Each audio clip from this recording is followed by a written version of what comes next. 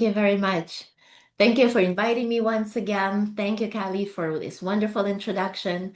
And so, good morning, good afternoon, good evening to me. I'm live from Barcelona, and we continue our conversation about this Soviet Jewry, trying to see this phenomenon and understand the mainstream and also the other realities. We're slowly building up this kind of a structure of the Soviet Jewry.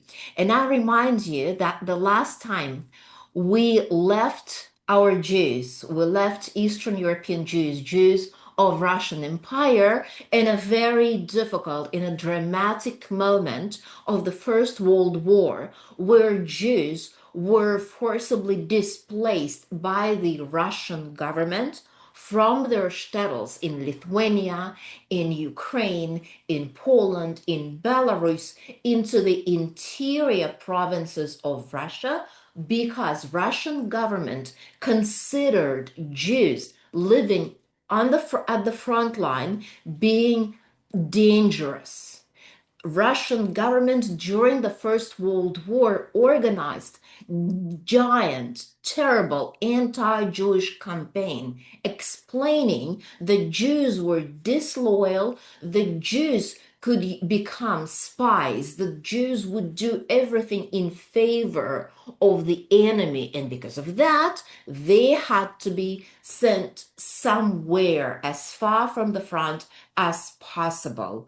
And it absolutely devastated so many Jewish communities, bringing poverty, and it also dispersed Jews into the interior parts of Russia, into the towns and cities that never saw any Jews before. So in fact, that old law of the Pale of Settlement was physically, not legally, but physically, de facto abolished during the First World War. Following the displacement, we have another disaster coming to the Jewish shtetl. We have the pogroms. See this war, anti-Jewish propaganda, and the troubles the Jewish army had on the front turned Jews into the suspects. So whenever Russian army lost the battle, who is to blame? Of course, Jews. Why not? So Jews were constantly accused of disloyalty, of spying. Russian army, what stays in our collective memory as Cossacks, brought pogroms and devastation to the hundreds and thousands of Jewish communities. Here we have the photographs of poor, broody Jews, once flourishing Jewish town, devastated. Look at this photograph on the right, the Amished family. Now they live in the cellar of what once was their home. So, during the First World War, Russian government normalized violence against Jews. Violence was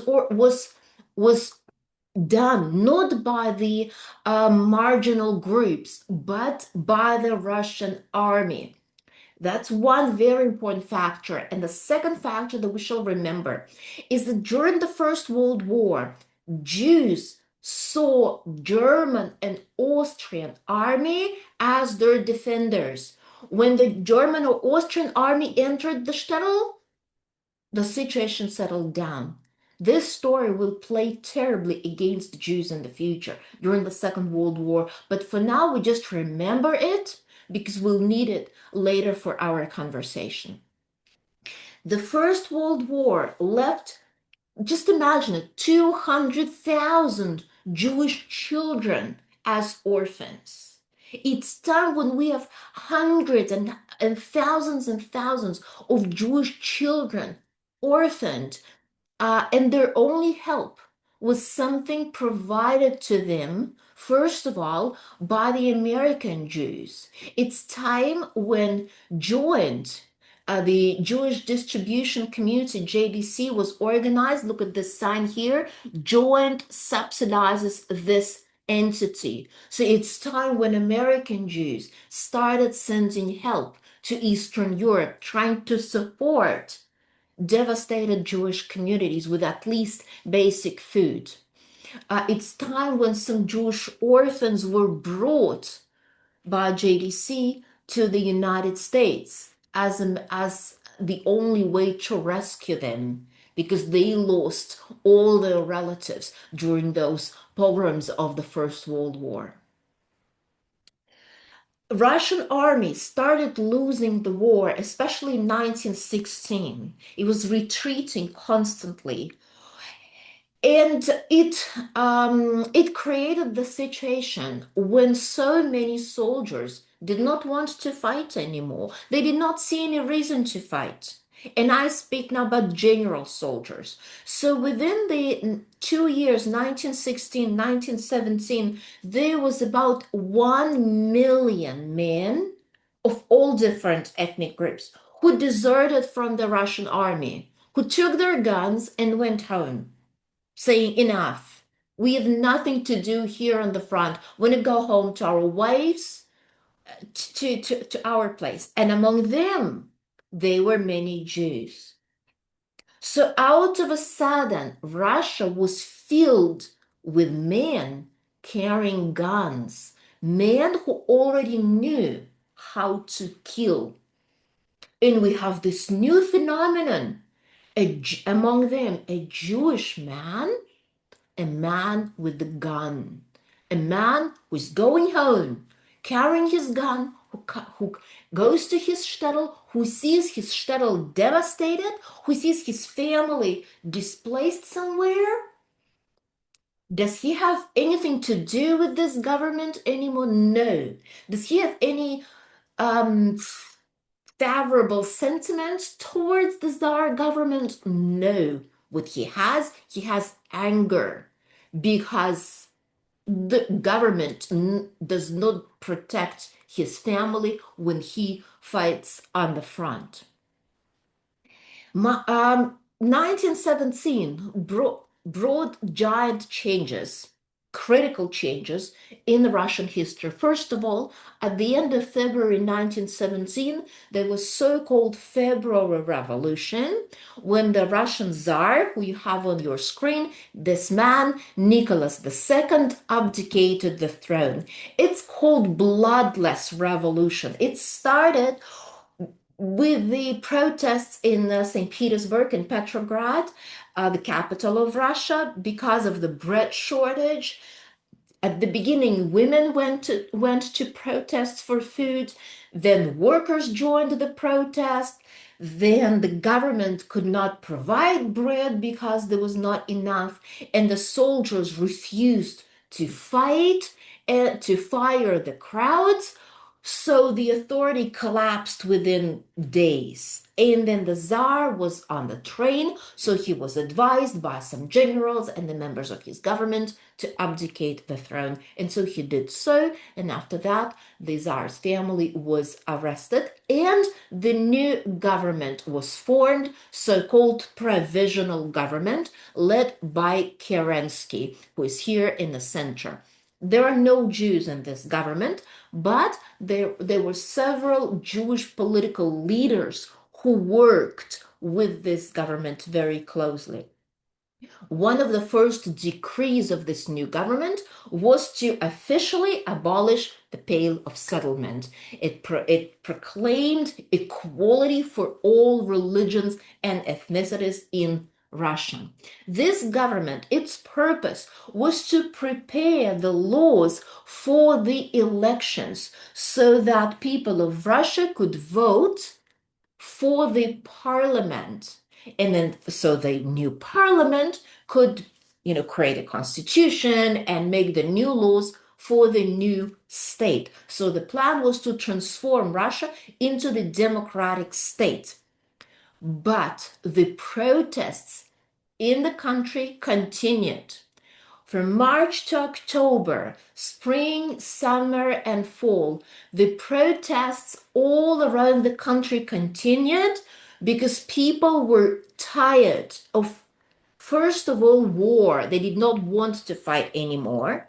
Second, they were tired of this continuous shortage of food, of this growing poverty. So the banners say enough with the capitalist ministers. This is the protest on the main street of St. Petersburg. And Jewish parties actively participated in it. Jewish socialist parties actively participated in the protests and also participated in the local elections, seeing this new reality as the opportunity to influence, to participate, and to influence their own lives. Look at this. It's also Petrograd. Jews participate in the general protest.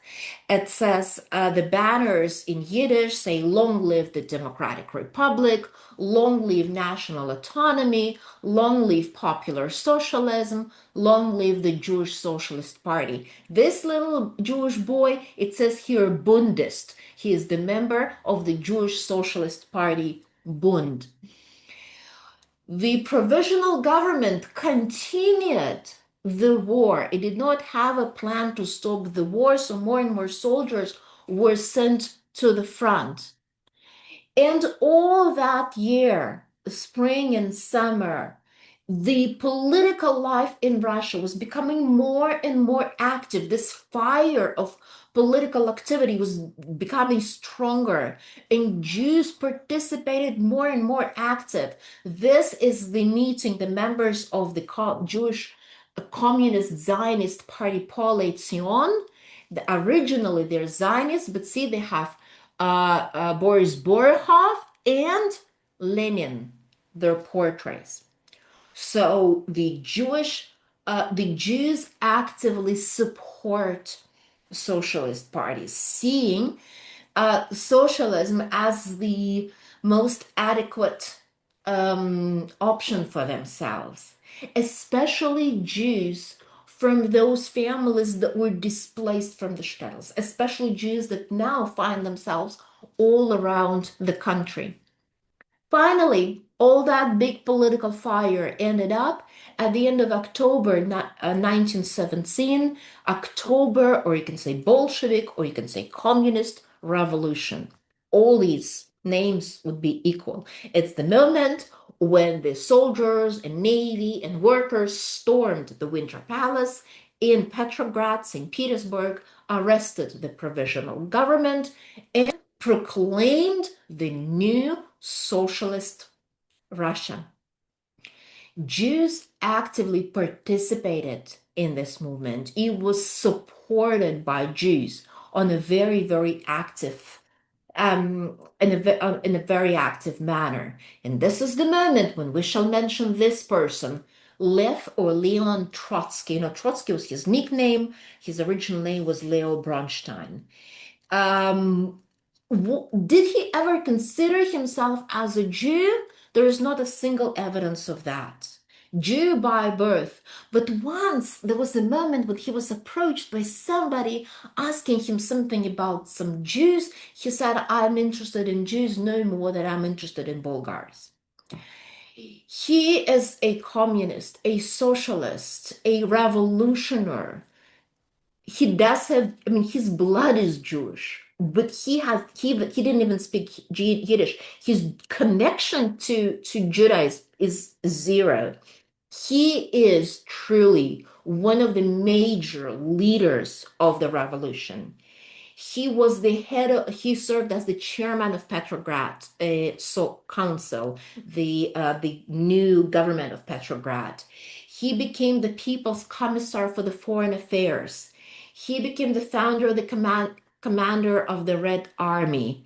He is, after Lenin, he is person number two in revolution. This is true. It's been proven historically. Absolutely. He believed in the world revolution. He believed that following Russia, all other countries would go into the revolution. If we look at the early Soviet governmental and structures, especially those first years, we look, for example, at the army. In every regiment elected a special council. 40% of the elected officials in the Red Army were Jews. Why? Because they were literate. Because if you have a regiment of 1,000 people, and among them the only literate ones are Jews, you elect them because others cannot read and cannot write. What will they do in the council? The 30% of the delegates of all Russian Congress of Soviets, the first communist leaders of both Moscow and Petrograd, Jews. Half of the members of Petrograd government, Jews. Half of the Bolshevik party, Communist party elite in Petrograd, Jews. Half of the VCK, CHK, it's the abbreviation for the secret police, what you know under the name of KGB. It changed the name. Originally it was called CHK, then they would call it KGB.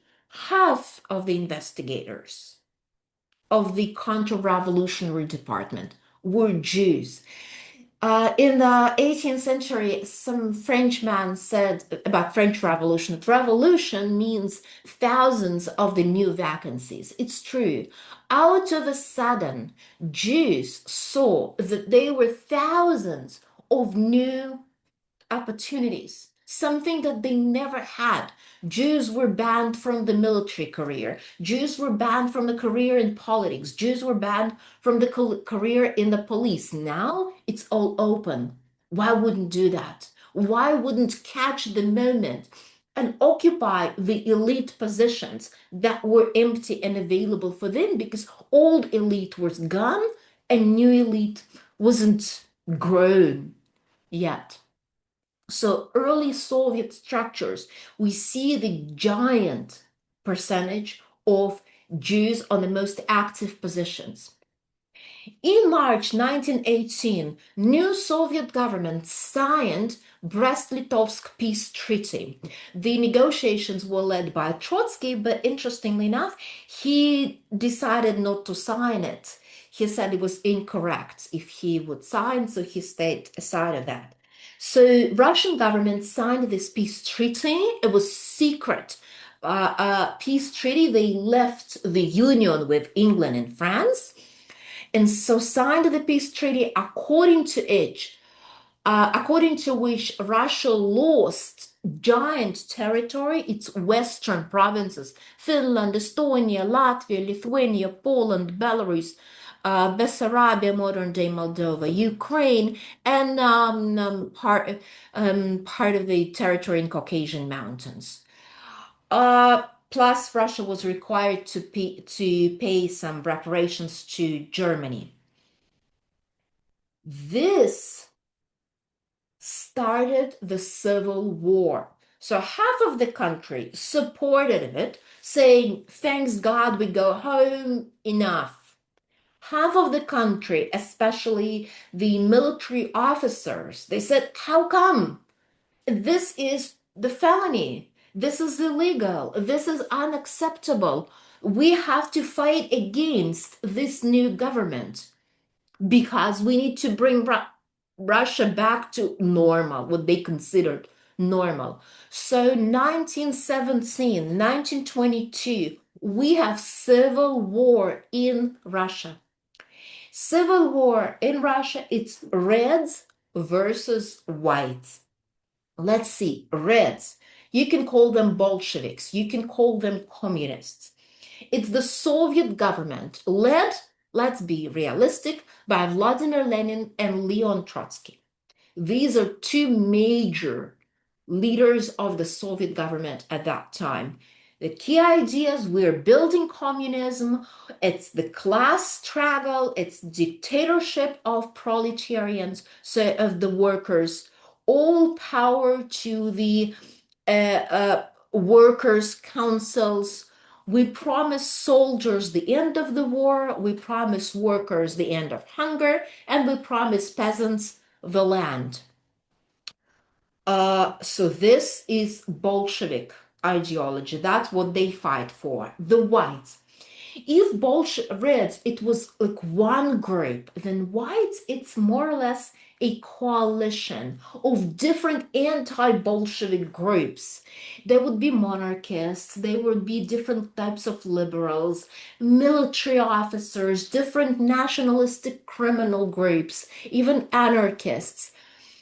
Their main idea, we are against this new communist government. Russia, one and indivisible. We're anti-communist. We want to restore the old order. Maybe with the Tsar, maybe without the Tsar, but we want things to be normal and continue the war against Germany. Uh, if Reds had very clear ideology. They had very clear messages to the people. Whites had very weak message. So they found the strong piece in that. And the strong piece was Jews are communists. Jews made the revolution, so we fight against the Jews. And the white, all the groups that we consider to be part of the white movement committed enormous number of anti-Jewish pogroms. Some of the Red armies committed pogroms as well, but Red ideology prosecuted that. It was a crime to kill Jews. It was a crime to even mention anti-Semitism for the Bolsheviks. For the whites, it was part of their ideology. It's why it's this white movement with the help of white immigrants who created this image and these disgusting pictures of Lev Trotsky sitting on the wall of Kremlin, of Lenin and Trotsky and other members of the new communist government sacrificing Mother Russia for the ideas of Karl Marx. It's these images of the terrible, evil Jews torching Mother Russia. This, on the red side, violence, slavery, hungry death. On the right side, labor, order, law. This is the propaganda of the white movement. And remember, during the First World War, it was the Tsar's government who started this hysteria, seeing Jews as the enemies. And the whites continued it kind of logically. Civil War pogroms, it's still the subject, not very well known to anyone.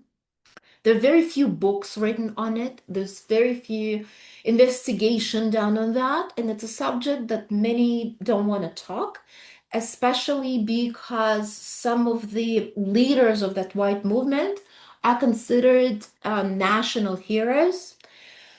In some places in Ukraine, it's a very painful subject. Altogether, up to 200,000 Jews were murdered. They were shtetls that were completely wiped out of the surface. This is the photograph, the victims of the pogrom in Fastov. They bury what was left out of their neighbors. There was the Russian Jewish historian Daniel Parsmanik.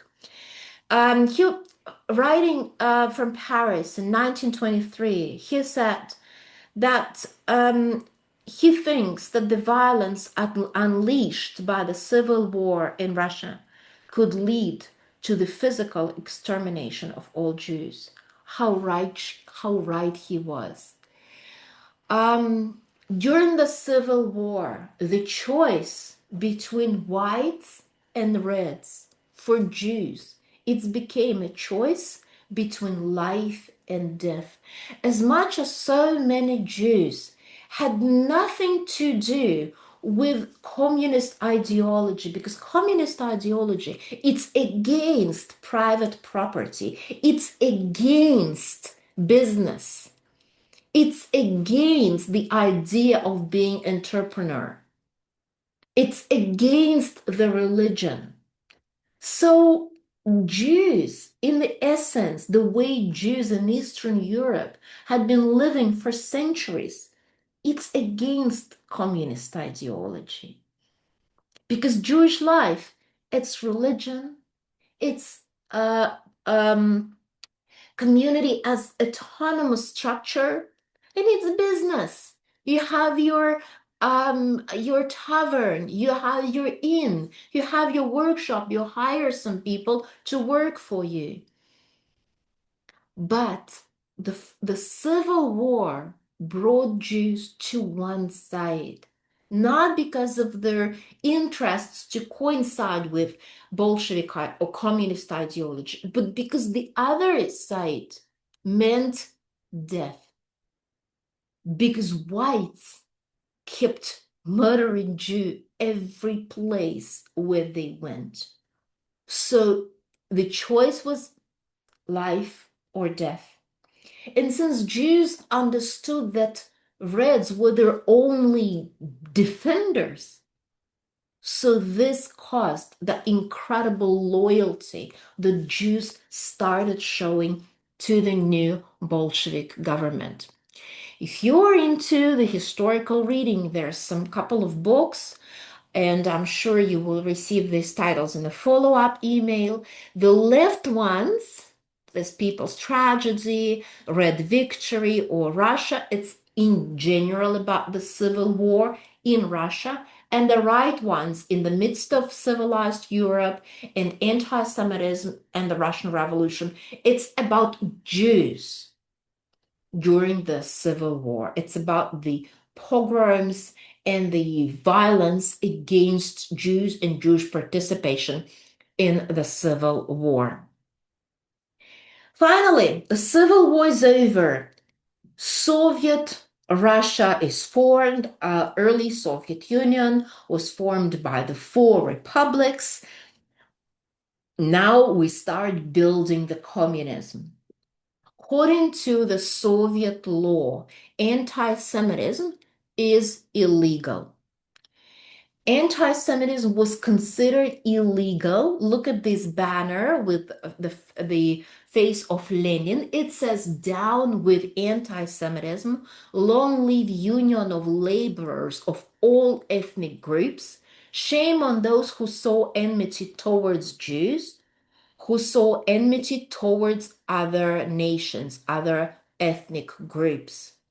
Soviet government was the first government ever that publicly, legally stated, "We do not tolerate anti-Semitism. Whoever calls Jew bad words is criminal. Whoever says anything bad about Jews is criminal." There are so many of those materials. Anti-Semitism is a conscious counter-revolution. Anti-Semitism is our class enemy. Workers and peasants. Look closely who stands behind the pogroms. The wealthy people, the landlords, capitalists, priests, kulak, it's the feast and it's the name for the wealthy farmers, merchants, the enemies of the working people. Soviet government makes equal Jews and working class. So Soviet government stood very, very clear against who is anti-Semite? Former exploiters, officers of the old regime, priests, clergy, merchants, former officials and police. Isn't this nice? I mean, imagine you are a Jew in Soviet Russia in 1920s. Life is very bad. Economically, life is terrible. But first time in a history, there is government that says anti-Semitism is illegal. Anti-Semitism is bad. This was tremendous change, and it gave Jews the biggest hope Jews in diaspora probably ever had. It was so opposite to what Jews experienced throughout the generations. Like now, we can put the head up. Now, all the new vacancies, all the roads are open for our children. This was the biggest promise of the early Soviet state. According to the 1926 census, there were about 2.67 million Jews in Soviet Union, less than 2% of the total population. Why fewer than before? Because remember, Russia lost many territories, including Lithuania, including Poland, including Bessarabia, including Western Belarus and Western Ukraine. So many traditionally Jewish territories were lost. That's why we have smaller number of Jews. 1920s, its period of the great migration of Jews. About million of Jews, so nearly half of all Jews of Soviet Union by that time, moved from the smaller shtetls, from the former shtetls, to the interior Russia, and especially to the biggest, the most advanced cities. Look at these numbers. Moscow, the new capital of Russia, 130,000 Jews. Moscow became one of the most Jewish cities in all of Soviet Union. Leningrad, 48,000 Jews. Kiev, Kharkiv, it's the city in the east of Ukraine. It was the capital of Ukraine in 1920s and 30s. Jews were coming to the big cities. Why?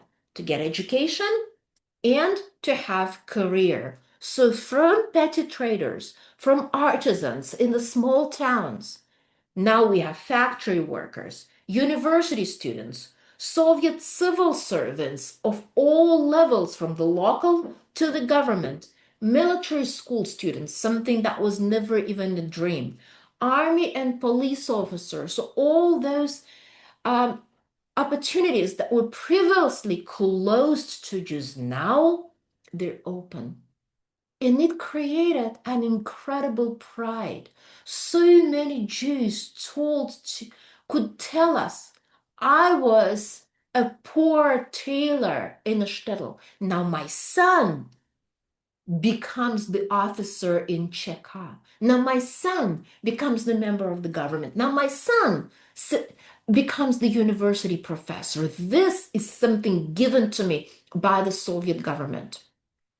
So Soviet Jew, from now on, it will be true for the rest of the Soviet time. The Jew of the big city, from the shtetl to the biggest cities. The difference is clear. If you're free from the shtetl, why would you stay there? If you can live in the big city and walk down the clean streets, it was easy choice that was made. The Jewish life in those years, 1920s and 30s, it's a mosaic of many different elements that we'll try to cover in the next 10 minutes. We'll briefly speak about the state policy and control. We'll speak about Yevsekce. It's a special Jewish committee in the Soviet government. We'll speak about so-called lishenцы. It's the people who were limited in their civil rights.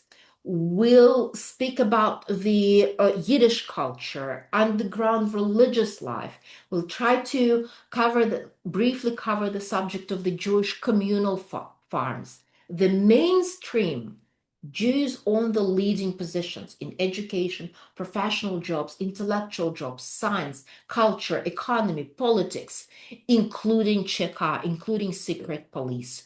Jews quickly occupied those leading positions. Why is that? Jews already went through some modernization. Jews already had experience of education. So they already had better starting position than anybody else.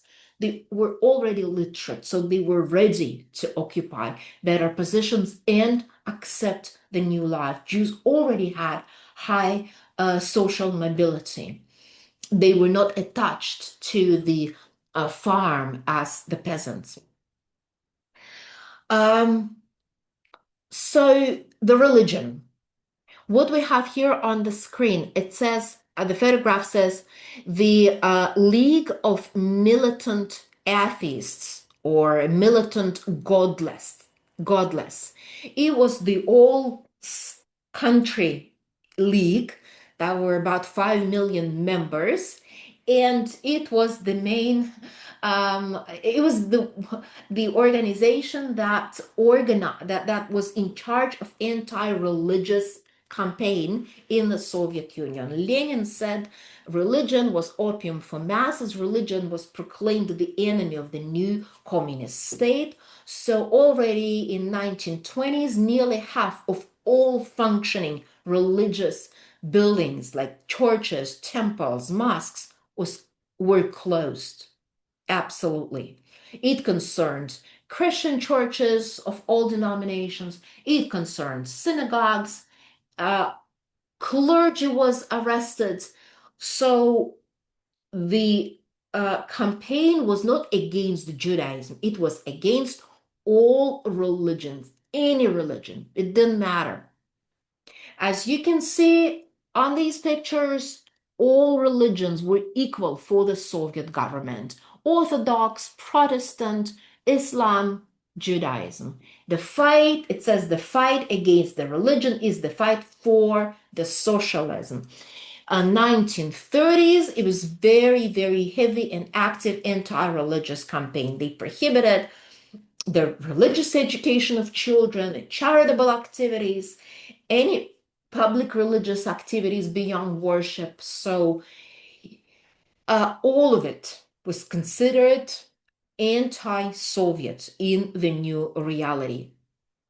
In the Jewish world, it was so-called Yevsektia, the Jewish section of the Communist Party, that was specifically created to spread communist ideology among Jews, to promote new secular and Soviet identity among Jews. This wonderful Jewish woman, she's reading the newspaper of Jewish Soviet community. This is the book. It says Down with the Rabbis. It was published in Moscow, 1923, by Esther Frumkina. She was the member of Yevsektia. So Yevsektia, it's Jews against Judaism. They were very, very, very active. Was there still Jewish religious life? Of course, yes. You can't, eliminate religious life overnight. This man on the screen, Joseph Yitzchak Schneer's son, the Lubavitcher rabbi number 6, one of the leaders of Hasidic Judaism, he moved to Petrograd. He organized the secret underground network of yeshiva, of the religious schools in Soviet Union. He got arrested and thanks to the international pressure, finally released with the order to leave Soviet Union within 24 hours. In his memoirs, he clearly explained that the saddest part was that he was arrested by Jews, so they were Jewish policemen who came to arrest him. There was Jewish investigator who tortured him and questioned him in the prison. Still, all along the Soviet Union, from the beginning to the end, there was constant, unbroken, underground Jewish religious life. More or less, but there were secret Jewish schools, there were some synagogues open, there were still some Jews that continued living traditional Jewish way. What was impossible in Moscow was normal in other parts of Soviet Union. For example, Minsk, the capital of Belarus, 1920s. On the photograph, you have the former Grand Choral Synagogue of Minsk. Now it's transformed into the club for the workers. But what was going on in Minsk? We have the memoirs. All the meat that was on sale was kosher. Half of Minsk population, it's a big city, were Jews. So the butchers were all Jewish. It was a very active center for Jewish studies. the Jews developed the new Yiddish culture, new Soviet Yiddish culture. At the same time, imagine they were Jewish kids who would come to school on Saturday but do nothing, and teachers understood it and did not demand. It was okay in Minsk, but it was absolutely not okay in Moscow or Petrograd. Soviet Union being giant state consisted of like smaller parts, and what was normal in one end was impossible in another end. A phenomenon created by Soviet Jews, by Yevsekция Red Agada, when Passover was transformed into the celebration of the revolution. Like, if it were not for October, when our children would still be slaves.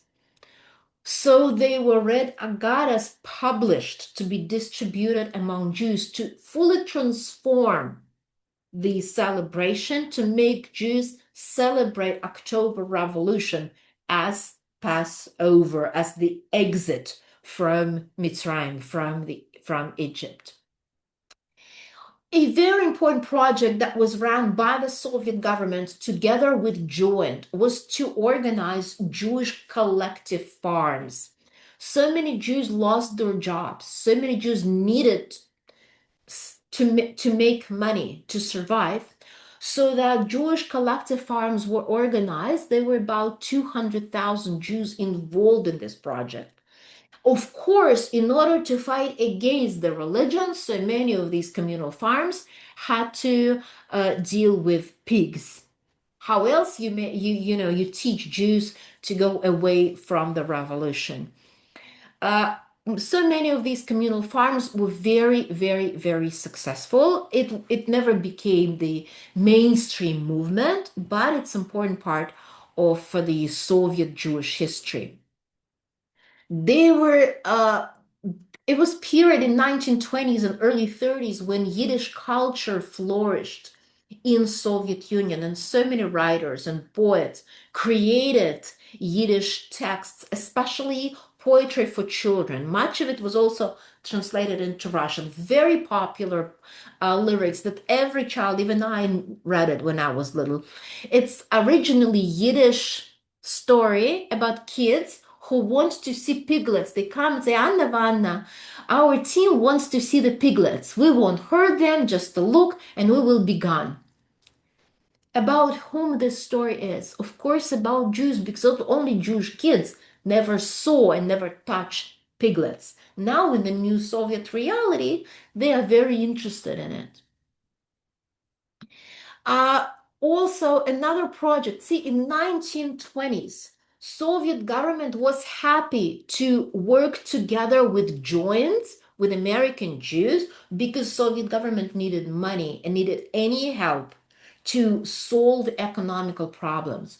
So in 1920s, there were about 100 vocational schools organized in the Soviet Union, special Jewish vocational schools, so to teach young Jews some of the modernized professions, so they can become part of the industrial revolution in the Soviet Union. Yiddish culture, you can clearly say that 1920s, it's the golden age of Yiddish culture. We have Yiddish theaters, we have Yiddish schools, libraries, books published in Yiddish. Here you have the Moscow State Jewish Theater that was opened in Moscow, in the capital of Soviet Union. What government wanted? National in form, socialist in content. In this way, Yiddish served perfectly, spoken popular language associated with Yiddish, with Jewish masses, anti-religious, anti-Zionist. Hebrew was completely prohibited. So we have Yiddish theaters everywhere in the country for about 10, it lasted for about 10, 15, more or less 15 years. We'll speak later how badly it ended up. So Yiddish became the officially sanctioned Jewish language. In my family, we have one person who was a teacher in Yiddish school, in Yiddish Soviet school in 1920s in Ukraine. They were newspapers in Yiddish. They were books translated, like even William Shakespeare translated into Yiddish. Did Jewish children want to go to Yiddish schools? No. Soviet Jewish parents did not want to send their kids to the Yiddish schools because Yiddish was of no use. To make a career, to go to the university, to make nice career, you have to speak Russian. So every year, the number of Jewish kids going to Yiddish schools was becoming smaller and smaller. Russia, Soviet Jews wanted to be Soviet. They wanted to speak Russian. They wanted their kids to take full advantage of the new opportunities offered to them by the Soviet Union. The one more thing that we have to discuss is the problem of disenfranchised persons. For first 20 years of the Soviet Union, 5% of the total population were considered to be disenfranchised persons. They were limited in their civil rights. Why? Because of their social origin, because them or their parents were former nobility or former private traders, capitalists, shop owners, entrepreneurs, artisans employing hired labor, clergy. So them and their children could not get to the university, could not occupy certain jobs, and the most important, they did not receive ration cards. There was a giant problem with food in Soviet Union, and food was distributed not through the market, but through the special state stores. As every citizen received special ration cards, but if you are disenfranchised person or the members of the family, you don't receive them. So you can die of hunger. And it was real danger. About 30% of Jews fell into these categories. So it's time, 1920s and 30s, it's time when thousands of Soviet Jewish families changed their documents. They would burn their papers, move to the different city, go to the local police, call themselves completely different names. I have it in my family. I have a friend of mine whose family went through the same situation. Why they did it? Not because they wanted to pretend being Russian. It was not an ethnicity problem. It was a social origin problem. It was a problem if your father was an innkeeper, you are in troubles in the new Soviets that you want to get rid of that past. So we have tremendous number of Soviet Jews who changed their documents simply to survive.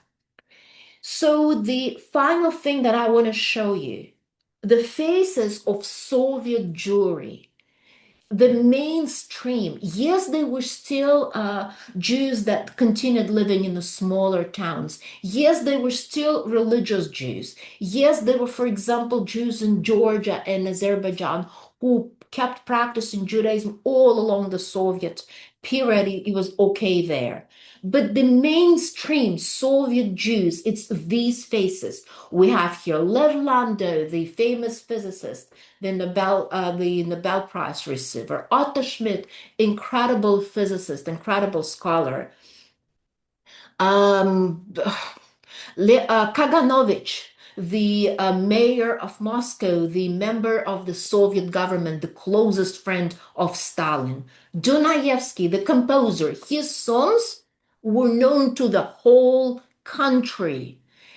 There are hundreds of movies filmed with his songs. These are the faces of Soviet Jewry. Look at Leningrad.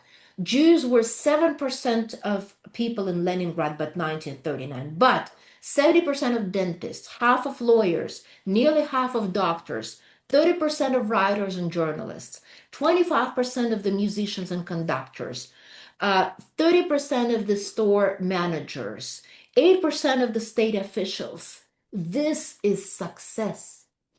25% of university graduates of Moscow and Leningrad.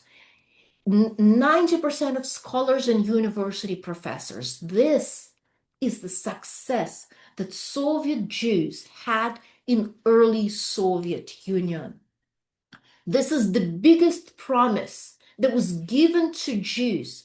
And only understanding this early Soviet period success, we will be able to understand what happened afterwards and how this big love story ended up tragically. Why? In the future, in 1960s, Jews would be so unhappy with Soviet state. So next Sunday, we're going to speak about the Stalin period. We're going to speak about Great Terror. We're going to speak about the Second World War and what's called as the dark years of the Soviet Jewry. It's post Second World War period, 1948, 53, the worst period of Soviet Jewry. But to understand that, we need to see that early stage, see what Jews received, what inspired Jews at the beginning. So thank you very much. I hope it was not too much, and I'm here to answer questions. Okay, I was going to say right off the bat, we are not going to get all the questions answered because I know I personally have like 48. So, there will be a robust email, I assure you. We'll get you as many as we can. One that sort of kept popping up throughout is I feel like an overarching theme of all of this is like cognitive dissonance.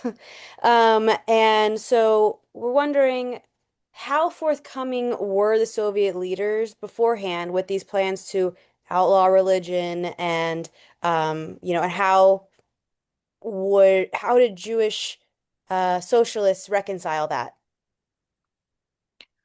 How the Jewish socialists reconciled with the communist idea of outlaw religion? Excellent. They loved it. They absolutely loved it. They believe socialists believe. No, look at the early pioneers in Israel. Socialists generally believe. The early socialists, they follow Marx. But Karl Marx clearly stated that religion is something created by rich people to exploit poor. So the only purpose of the religion is to control you and keep you poor.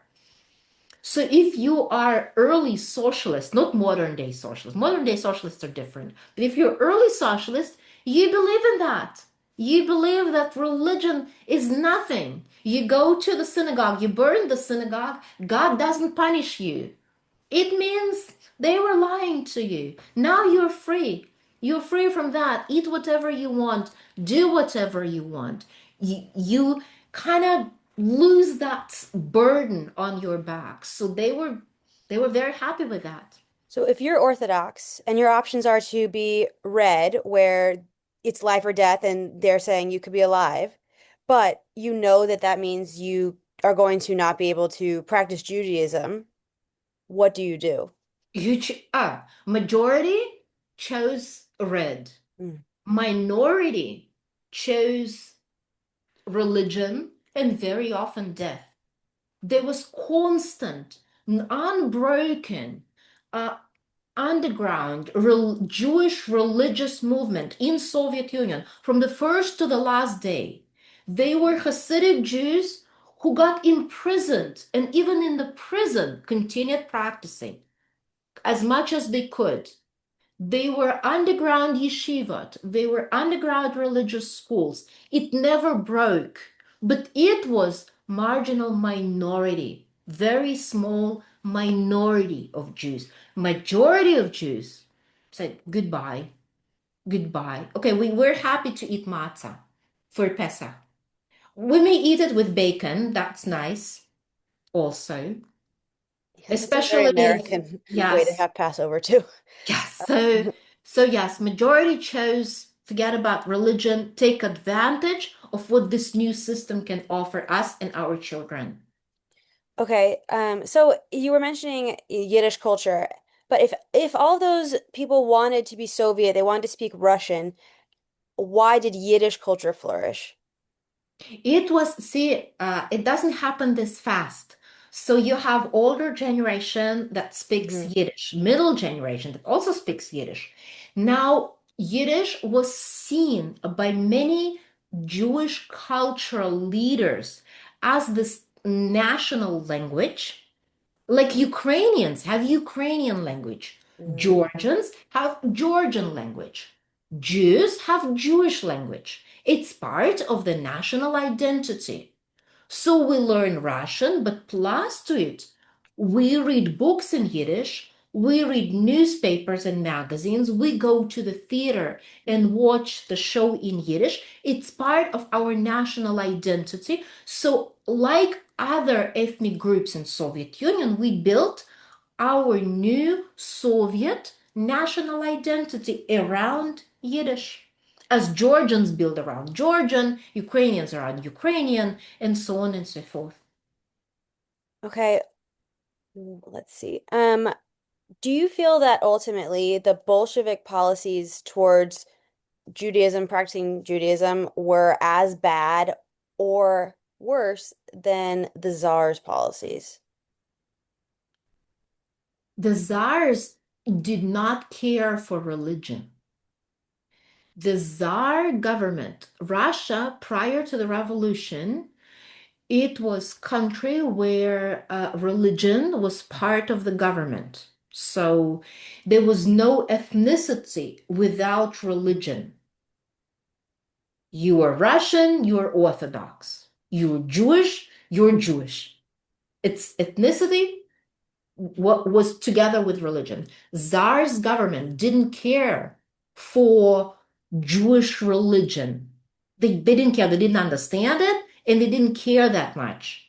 What they cared, they limited Jews. They clearly said, you are Jewish either by religion or by your ethnic origin. We don't trust you. We think you are poisonous. You're bad. You can't become an officer in the army. You can't become any level of state official. You can't serve in the police. You can't live outside your shtetl area. So it was not a policy against the religion, it was policy against the ethnic group. Soviet government said ethnicity doesn't matter. Doesn't matter. We don't care for it. All ethnic groups are equal. And all religions are equal. Equally bad. We don't care. Right. Be whoever. Hindu, Buddhist, it's all bad. Our Yeah. only religion, communism. This is the only requirement. Be communists and get all the opportunities we are ready to offer. So how did um what would the life of an artist have been in this time? And I ask because, it's supposed to be we're all the same, we're all workers, right? But you have some of the most influential Russian filmmakers of all time at this time. So how does that, them being like singularly famous or well known, um, mix with this idea that everyone's the same? Um, how, so the question is like everyone's the same, but how the famous ones, Yeah, it would seem that being famous is antithetical to being Soviet. it's a good question. Um, Communists promised to build the state where everybody would be equal, right? In reality, they built the state which is in a way similar to feudal system. They built a class, a state made of classes. And in fact, Soviet Union was the society was constituted of classes. So there was privileged class. Anyone associated with the Communist Party, military, and police. They were privileged. They had their own shops where they could get food. They received apartments from the state, cars, money, everything impossible for everybody else. Soviet Union was never became what communists actually promised to people. In a way, it became opposite. Yeah. And Jews kind of understood it at the very beginning that you can have a very good life if you become part of the elite. So Jews occupied that elite group very fast, including filmmakers, including composers, scientists, police, secret police, army. Let me show you something. Like this guy, for instance. One second. Look at this guy, Isaac Brodsky, the artist. He was the artist number one portraying Soviet leaders, Lenin and Stalin. He created thousands of their portraits. He lived like the king. He had a giant apartment. They were, look at these buildings. The governmental building in Leningrad, designed by Noy Trotsky, one of the most famous architects of his time. Evgeny Levinson, the designer of the beautiful underground stations in Mm. Leningrad. So Jews, very fast. Or military. Look at these men. Boris Vanikov, Yakov Shushkevich, Miron Vovsi, they made extraordinary military career. Look at the numbers. Top military command, senior and middle officers, political officers, medical service, 15% of Jews among the military medical service, senior doctors, hospital administrators. They were 15% of Jews. So Jews very fast occupied that elite position in the society that was privileged in every meaning. This is what communists built in. This is what the essence of Soviet Union is. Got it. Okay, we're gonna go quick. Couple more. All right. So before the revolution, it's very clear everyone wants this war to be over. So why didn't the provisional government stop the war? Because it's not clear that everyone wanted this over. Because Russia um, had allies. Russia was together with England and France. They were together fighting against Austria and Germany, in general. And when you participate in the war, you want to win. So it's true that so many soldiers wanted to go home. It's normal. Any war, Vietnam War, Second World War, soldiers normally want to go home. Nobody really wants to die on the front. I mean, it's true. Now, the general feeling in the high society was that we have to continue this war and win it. So the provisional government and much of the high society supported it, and military officers supported it, and Cossacks supported it because Cossacks, it's infantry. It's not infantry, it's the cavaleria. It's the kind of elite part of the army. They wanted to continue fighting. They didn't care for the soldiers. Bring Right, us because it more. wasn't gonna affect them. Uh, Right. That's Okay. it. Um, so how do you feel that the modern romanticization of the czars, especially the last Romanovs and Anastasia, has affected views of their anti-Semitism and how they treated Jews? Hmm. It's an interesting question. I think that Jews do not romanticize the czars. We Jews, Russian Jews, we do not romanticize the czars. I personally don't think it's correct to kill the family in the cellar of the building. I don't think it's right thing to do. It doesn't matter. It's the czar family, Jewish family, non-Jewish family. I don't think it's right thing to do. But I don't romanticize them, and Jews in general do not romanticize. Russian Orthodox Church consider them saints. Russians who romanticize the czars, they also romanticize Stalin, and they don't care for Jews. They just they if you it's not their agenda. It's not in their everyday conversation. They don't even know about Tsar's politics towards Jews. Nobody knows about that except for Jews because it concerns us. Because other ethnic groups have their own tragedies and their own problems. If you talk to Ukrainians, for example, they say the biggest tragedy they had in the past century, it was famine of 1920s, Holodomor, that was organized by the Soviet government. Millions of Ukrainians were killed by hunger. So that's their problem. Anti-Semitism, it's not their agenda. It's not their conversation. All right. Well, I think that was a good place to stop. I hope everyone will be here next Sunday to continue this. And we will be sending out, in addition to the email, there will be an article that Evgenia would like everyone to read if you can, not a requirement, just some recommended reading. And with that, have a great Sunday and thank you, Evgenia.